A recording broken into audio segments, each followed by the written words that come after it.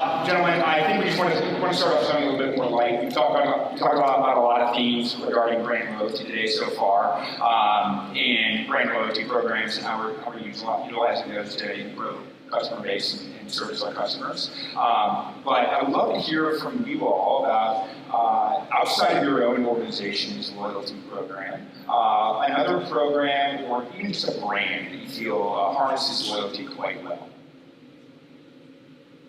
Get off? Okay. The happy hour crowd, obviously. We're going to make this quick. Okay, so I actually have a question for you. Has anybody listened to the Acquired podcast? Okay, we got some fans. My answer remains the same, which is Starbucks, but it has changed if anyone's listened to this. So Starbucks, obvious answer to this, right? But the reason I bring it up is, I feel like as marketers, we've always said, oh, look at their app, look at the user experience, it's great, we all love it, probably everyone here uses it. Acquired recently had Howard Schultz on to talk about it, and he actually said the worst thing that's happened to Starbucks is the creation of their app. And I was kind of like, what? Like, we all talk about how amazing it is. And he talked about it in that light, basically saying it has changed the relationship. Like when Starbucks really started to take off, it was all about the barista, you go in with your dog, and they would know your dog's name. And now people were on the app, they come in, they grab their coffee, and they're out. So while maybe from a business standpoint, it's been awesome, and like marketers we all have pointed to it at some point in our career, it got me thinking about loyalty in that regard, where for years I've told my team this, I've been told this, it was like, Starbucks. It's like, well, actually, Howard Schultz, like the former CEO of Starbucks, says it's the worst thing that ever happened to him. So I don't know if that really answers your question, but it got me thinking about it differently. It's not a program itself, but I think more than anything, Spotify has changed my behavior and made me loyal to the platform with the year-end wrap-ups that they do. Because I feel like I've got to beat the algorithm, I've got to wean my kids out of my profile and make it truly reflective of who I am as an individual. But I feel motivated by that, and it's something, it's not even a program, it's not even doing anything, but I feel compelled, and it's kind of an interesting look at kind of my consumer behavior, getting me to tune into the platform, making sure that I'm always there. So I think that's a fun one for me. Certainly, it's funny that you say that one. I was actually talking to somebody earlier today, and it sounds like other brands are stealing the year in review or year wrap up from Spotify, more specifically Chipotle. And somebody was sharing a story about how somebody had looked at their year in review and had basically eaten their half of the days of the year this past year. So, that's a ton. Mine is probably Wall of Hyde. So I get free flights, I do not get free hotels. And like everything that I want out of a loyalty program, I want to get something that I value, I'm going to use frequently, and they make it easy, right? So Wall of Hyde, Light Advantage have their tiered levels, and they have benefits and rewards in between those tiered levels. And whether it's a free night, a late checkout, a bonus credit, they're the things that I'm going to use, and so I keep my loyalty to the programs that I'm going to get value out of, really plain and simple. I love that. Three very different answers, but all good ones at that. So let's, certainly some main themes around leveraging data and insights to enhance these brand loyalty programs, a lot of which we've already touched on a little bit today. But I want to dive right off the bat into personalization. And want to talk about, get your three perspective on how you can use data insights to personalize these loyalty programs and what impact it's really having on overall customer retention. Well, I can pick up with that. I'm the largest brand up here. I think actually being a smaller brand, many people may think, oh man, you can do true personalization. You can have one-to-one relationships. Even we can't. We have 30-some-odd thousand members of our loyalty program, so if you divide that among our employees, there's still be hundreds of people to each employee. And I think true one-to-one personalization is not necessarily what we want as much as relevance. I think someone said it earlier, is that personalization is really just delivering relevant content. You don't want to deliver something that is irrelevant or out of date or that doesn't apply to somebody. So using that and getting closer and closer to relevance. But the closer you get to that one-to-one, the creepier it gets. It's like, hey, I noticed you had a scone last night, and it's the very first communication we've ever had. And you don't want people to know exactly. People love to be seen. People don't love to be watched. And so finding the balance between what you're going to be able to put out there and how you're going to be able to customize that message, I think is important. But it's great because we can actually give people offers that they truly value, that they will actually use, that they will actually come in, and they'll tell other people about too. They'll be like, you know what, I got this great deal, and then they'll compare notes and say, well, I didn't get that deal, I got this one, and then it becomes something, well, they see me and they believe in me, and we've seen traction with that on kind of a smaller level at our White Rhino locations. I can probably build on that. I think for us, the Advantage program and the team that power that do an incredible job. Aaron mentioned our operations research team. Not only are we using personalization to put out different offers based on different segments, different customer groups, different geographies, we're also taking that data back to change the program, right? So we're watching what people are engaging with, what offers they're redeeming. We also listen to the feedback and take that quite seriously too, and we'll change the program, we'll evolve the program, we'll evolve the offers in the way that we personalize, in a way that they expect, in a way that they value, and in a way that continues to drive the right behaviors of loyalty that we want.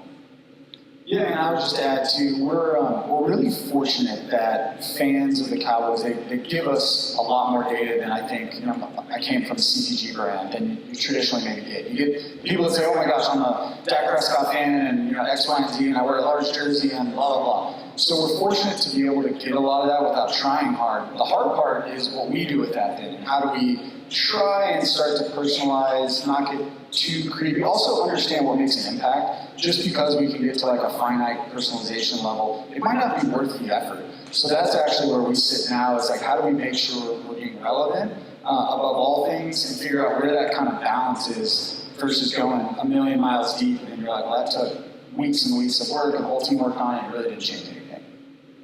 Certainly. A couple things I just want to unpack here, but in our prep call, we talked about the wealth of data and signals we're getting, right? And Marty, you specifically brought this up. The amount of data and insights about a consumer that you and American Airlines through the Advantage program are getting. How are you going about managing that wealth of data and all of the data points you're getting? And realistically, what percentage are you really tapping into? Cancel the happy hour, that's good.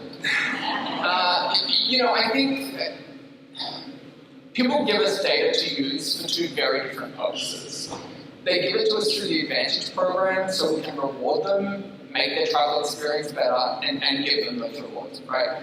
You also give us a lot of data when you make a booking. So if you think about it, we understand where you're going to and from. Maybe we understand who you're traveling with, that relationship, depending on how it's being booked. We understand the frequency in which you're going somewhere. We have your passport information.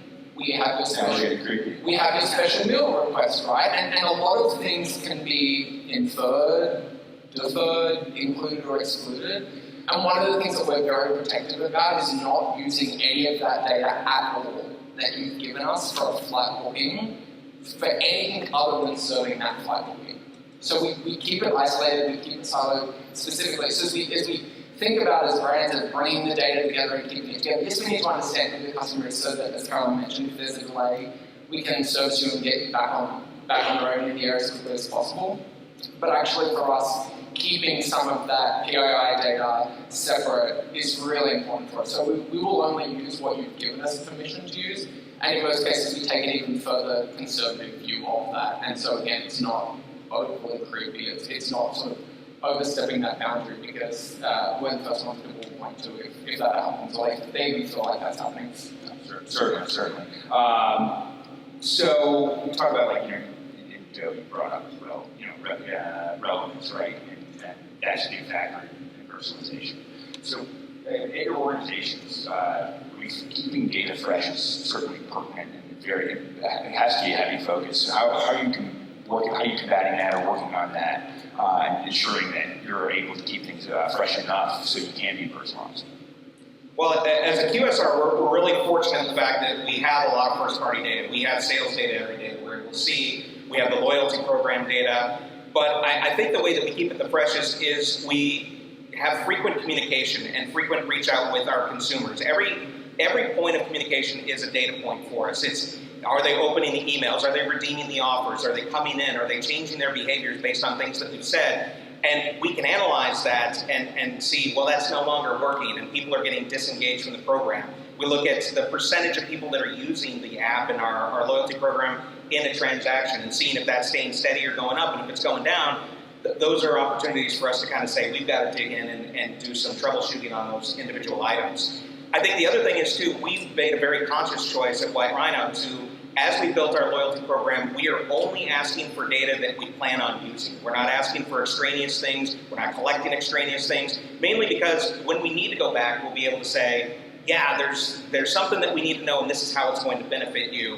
And it also helps us from having to weed through, thousands of extraneous line items or do queries and try and find the nugget of information inside of the massive data. Data is great, but it's pretty worthless unless you know what it means and what it says. And so being able to kind of keep it fresh, keep it involved, and always, connect with your audience, that helps us make sure that we're working with the latest amount of information we've got. Yeah, just to add on to that as well, I think for us, I am so passionate about this, like saying this notion at its highest altitude in our organization, like we are not a sports brand, we're an entertainment brand. And, we have 8 to 9 home games a year, hopefully more with home playoffs. But, that leaves 350 something days a year that we need to find ways to engage our fan base. And we know that fan base is it skews from diehard fans who've been following us forever to this huge group of folks that are new to the DFW area. And maybe they came here being fans of another team because they grew up there, but now they're willing to, make us their second favorite team. So for us, it's not as much about the traditional football data. It's, if you've ever been up to our campus up at the Star, which, by the way, this is my first time on this campus. This is incredible. It's essentially, it's a wonderland for folks that really has nothing to do with football unless you really go deep into it. So we have these consumer profiles now of folks that come out and they get their kids in our youth flag and cheer camps. And they come out and they're like, I'm not really a huge Cowboys fan, but yeah, this is something cool for my kids to do. They do that. They end up eating in the Star District somewhere, and they're like, I had a great restaurant experience. They go and hit the retail shops, and before you know it, these people are saying, I'm a huge fan of this place. And it literally has nothing to do with the Sunday afternoon on a football field. So figuring out how we connect those dots into the core of the brand is what it's all about. Yeah, it's a great segue to the next topic we kind of wanted to touch on, was just overall integrations, right?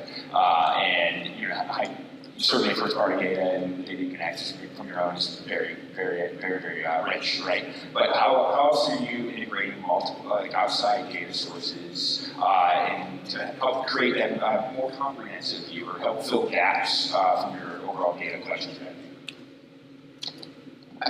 Yeah, go for it. Let me kick it off and try to say you've got some more to add to this than I do. I talked about this being cautious. I think every conference you hear more and more about data clean rooms and data matching, and we're pretty cautious on it, right? We're cautious that we don't share that data, even if it is tight and secure. But also we want to make sure, like you said, that if we're collecting it and we're matching it, that we know how and why. And so whilst we're not doing that today, we certainly have the vision where we're making strides to get there. But a lot of the publishers that we work with, a lot of the platforms that we engage, a lot of our ad tech and media partners already have those levels of insights that we overlay in every campaign, every activation, every integration that we do. So we understand who's in the market to book a trip to Australia or New Zealand. We understand who those customers are that are willing to take a short trip.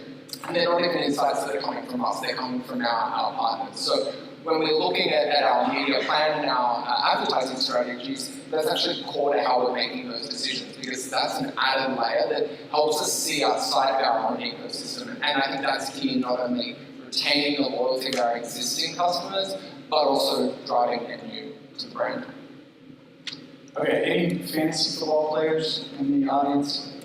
Right, a good amount of you. So the example I would use is it's Sunday morning, you're picking up your phone, you got all these alerts popping up. I was talking to somebody else about this earlier. It's like ESPN Fantasy or Yahoo, whoever you play for. You're getting alerts, so-and-so's sitting out, this person's in, moving up your lineup. You maybe follow just general sports alerts, you're getting those too. Maybe you follow the Dallas Cowboys app, we're seeing push notifications. One of the things we're realizing is, especially going into a Sunday at game day, fans are just getting bombarded with so many pushes of all kinds, but especially just true push notifications, that we've got to find a way to better align those. Like how can we know that Joe, who's a diehard Cowboys fan, is also playing his fantasy football on ESPN Fantasy, and connect those dots so that we're maybe sharing more relevant info, or at the very least, just not duplicating info. And we're fortunate that the NFL, who sits above all these data tech stacks, they're trying to help us with that, but I mean, if I'm being honest, we're on step 2 of a journey of figuring it out, because you have so many entities. You've got 32 individual clubs, so their own businesses, the NFL, the media companies. But the more that we can figure out how to do that, the more just seamless that experience is going to be. Building on that, we talked in our prep call, it was Tuesday or Monday, about the collective nature of the NFL, right? And people certainly have strong fandom to maybe one team, right? Let's say I'm from Chicago and I'm a diehard Bears fan, and I moved to the Dallas market, and certainly want to keep tapping into local sports, and maybe I view the Cowboys now as my second favorite team. Knowing there is a lot of data sharing that goes on within the NFL, and it's mandated to do so, right? Talk a little bit about how you're working to kind of avoid some of that overlap and really not hitting people with hitting Andy as a Bears fan with Cowboys messaging when it's not per se. Yeah, again, early steps of the journey, but we're doing a better job sharing that. At least what we can, of course, within compliance. But understanding that there's relevant info, and really it's a change of attitude within our own organization, being a little bit more okay with that, right? And I got to think for like Americans, like if you're stuck somewhere and it's not an American heavy traffic place, like let's get them home on something else so they can fly American again when they're here, when they're home. It's kind of similar in nature to us, where we understand that happens. So let's make sure that we're operating at the best ability and giving them, again, we talked about relevant information, and hopefully doing it at such a level of excellence that shines above whatever else. But just in a connected world, we cannot bury our heads in the sand and think, everyone only cares about us and no one else. Definitely. So you're collecting all these data points from your own sources and outside sources. Talk to me a little bit about how customer segmentation, based on these data insights, is improving your overall loyalty programs.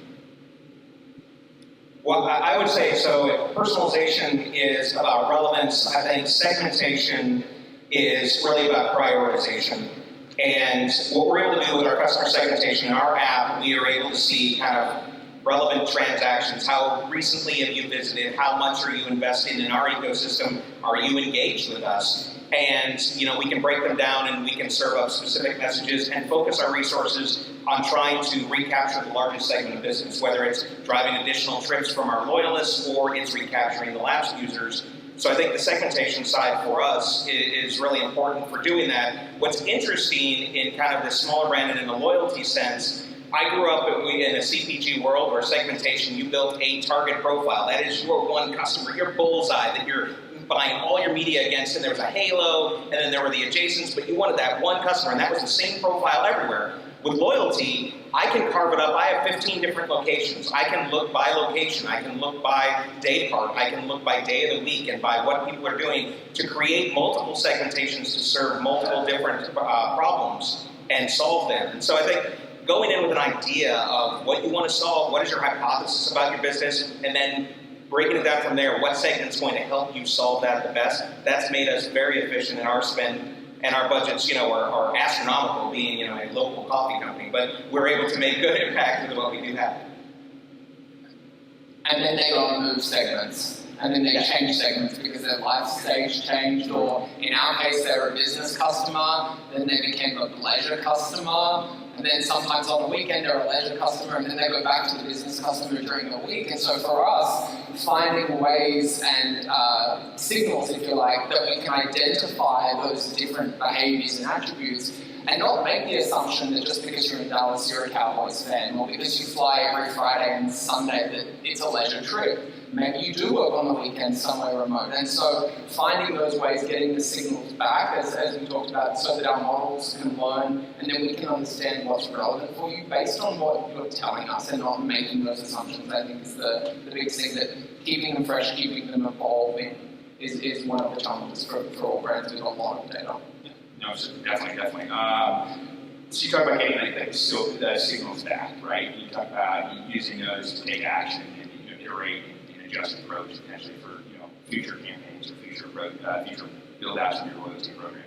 How do you look at success when it comes to building your loyalty programs? How are you measuring it? What main KPIs are you looking at? I mean, certainly growing the size of the overall loyalty program, that mentioned is the number one focus, but what else are you looking at there? Specific segments for us. So again, outside of just the football world, a big component of our strategy is operating in really, I hate to say the word authentic, but the authentic ways of operating within gaming, music, and fashion. And those three spaces in particular, because those are relevant to our players. Our players are fashion icons, they game, they're into music. So these are spaces that naturally, whether we're working with players or we're working with fans or other creators, it just ties to the brand. We're not making a big stretch. So specific to our loyalty programs, aka our fan club, that's where we're trying to measure, are we bringing folks in from those kind of pipelines? Are we finding that those people that are on fringe, again, like, are any brands in here interested in getting younger? It's like, how do we grow that younger generation? That's how we're doing it. We're finding that gaming is an incredibly fertile area for us, that maybe their parents are diehard Cowboys fans, but they didn't really grow up caring.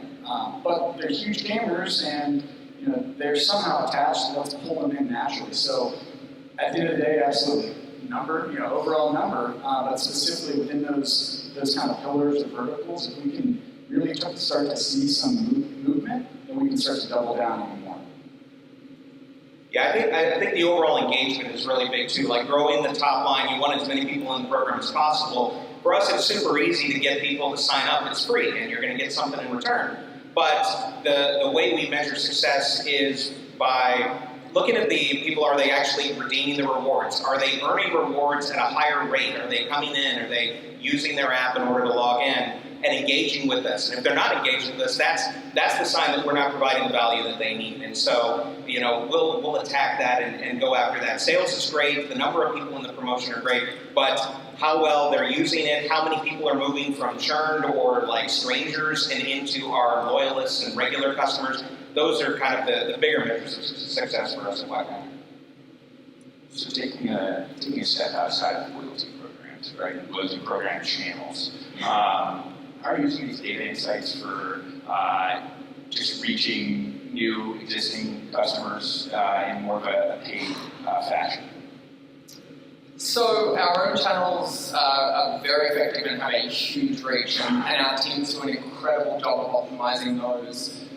And we can take those learnings and we can take those insights, and then we can extrapolate that and amplify it across the paid landscape. And we do that globally. And so we'll understand why people are joining the program. We'll understand which status tier benefits they're engaging with, and we'll go and promote those. And that's really important because we want to bring in more people. But I love what you said about not just growing the total number, but it's about the engagement. So we want to find more people to be part of the program that look like our most valuable, look like our most engaged customer. Because at the end of the day, that creates value for them and it creates value for us. And that really is one of the key things. But we'll segment our pay based on whether you are in the program or not in the program. And so you might get a message that's based on how you're engaging today that we know is relevant for you. And you might get a join now call to action in its most simplistic form because we know you're not part of the program, but you probably have a high propensity I am part of the program. Good answer. Joe, Robin, yeah. No, so we focus a lot of our marketing on our own and earned channels more than paid.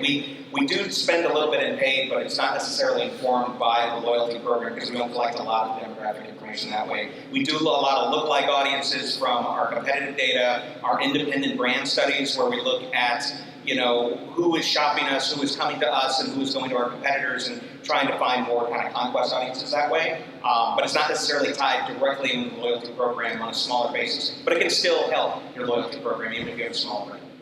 Yeah, the thing I brought up that's probably unique for or it's more like front office specific is our partners.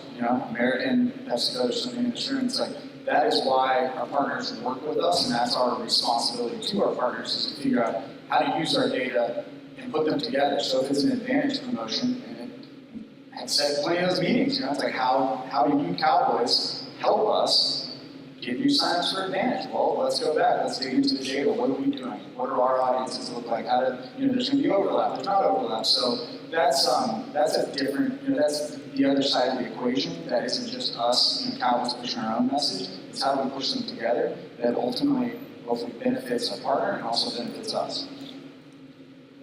That's great. So kind of taking a sidestep, really focus back into the brand loyalty component. Economic pressures, right? There's a lot going on right now in the world. And so in light of the economic pressures that we're facing, how are your brands leveraging these data insights to optimize loyalty currency and foster partnerships to meet customers' needs? I think it's about finding what they're interested in, what they value, and partnering with those brands. And they could be long-term, they could be short-term, right? To get the cut through, get the attention, educate, is honestly where it starts. I think as we think about those pressures, right, as customers, we also feel it. And so taking that humanistic lens of what are we putting out as a brand, and how is somebody going to respond to that is really key. And if we can help solve a need for them, then they will continue to be loyal to us. And Megan talked about it being a travel rewards program because it positions it differently from being you're loyal to American, but instead, what are you getting out from this relationship? And again, I think if we are continuing to foster those partnerships, develop the program in a way that our travelers are frankly asking for, then it will long-term, we have to believe, will ease some of that economic pressure, if you like, because they understand, they trust us, they'll be there when we have tough days, and when we have good times, we'll be able to reward them for their loyalty as well. But it's also, we have to play a long-term game when it comes to loyalty. Well, I want to build on that too, because the idea that it's the relationship you're getting, what you're getting out of that relationship, I think that's really important. I actually talked a little earlier, I don't know if she's still here, about all the different types of value that she's trying to drive at Pizza Hut. But value is a very important thing. We want to drive value. The obvious answer is that we deliver economic savings and coupons and buybacks. But value is really what you get divided by what you put in. And a lot of times that's money, and a lot of times it's product. But that's where you could actually create a better experience. If you're delivering a great experience for the exact same price, people are going to get more value out of that transaction. And so we look holistically at loyalty, not just the program, but how we're delivering it in our stores, how we're delivering it to customers, to where, yeah, there are a lot of economic pressures, but it's worth the cost of coming here because not just the quality of the product I'm getting, but the quality of the service I'm getting, the experience, the badge value that I can have, the personalization of the service. And so it's all those things together that I think really help add value for our customer and something we're focused on all the time. One thing with regard to economic pressures for us, there's like this nebulous number that's so out there that I don't know that we'll ever get it perfect, but it is a small single-digit percentage of global Cowboys fans that will ever actually step foot in AT&T Stadium on a Sunday. That's just how it is. Everyone's spread out. It's a finite number. So we're constantly talking about, what else are we doing? Like, we're an entertainment brand. That part of the entertainment, it's pretty locked down. It's finite. What else can we do outside of even just the football aspect that whether it's in real life, and we offer plenty of that from the tours and all these different things, but understanding that's not for everyone, and a lot of those experiences have a premium price tag, so what about the content side? And there's no better example than American Sweethearts on Netflix right now, where if you would have said that was an idea 10 years ago, like probably most people would be like, what are you talking about? Like a docuseries on cheerleaders on Netflix? I'm so glad you brought this up.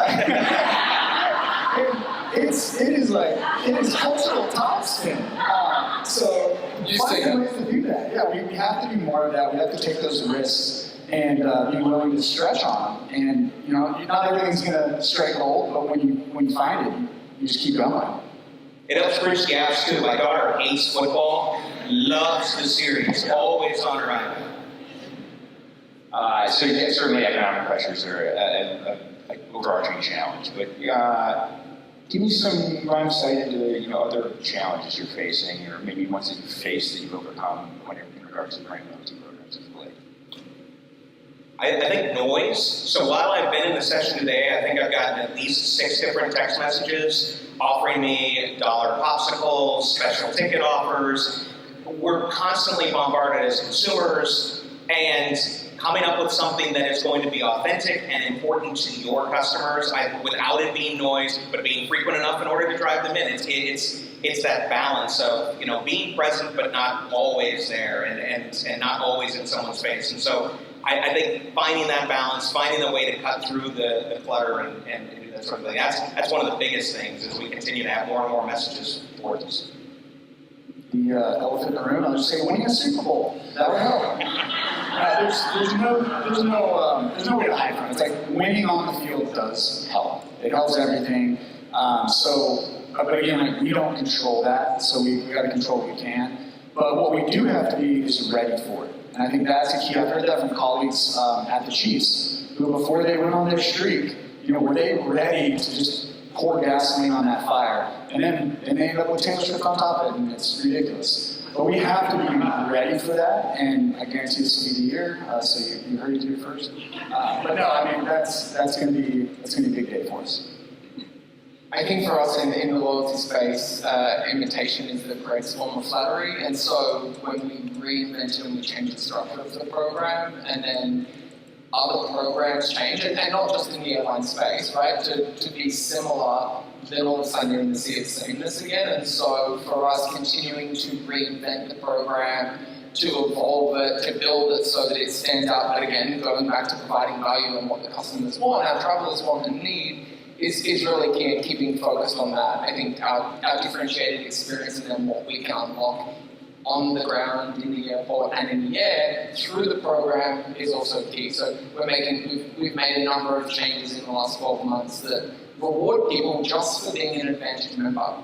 No one likes supporting Group 8 or 9, you've got to check that bag at the gate, right? But you can actually be Group 6 just by signing up to the program. And so it's thinking about those little ways that give people that little inch or taste of what the program can deliver, that it's hard for other programs to replicate. And so staying on top of that and being aware of it, I think is key. So keeping things fresh, but not really deviating from what the program's really driving, which is giving customers really what they want. Yeah, absolutely.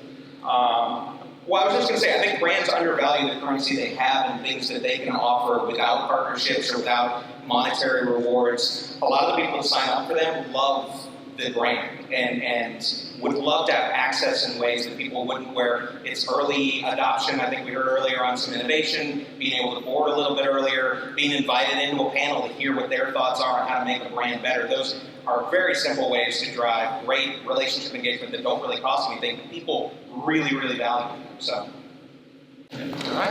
Thanks.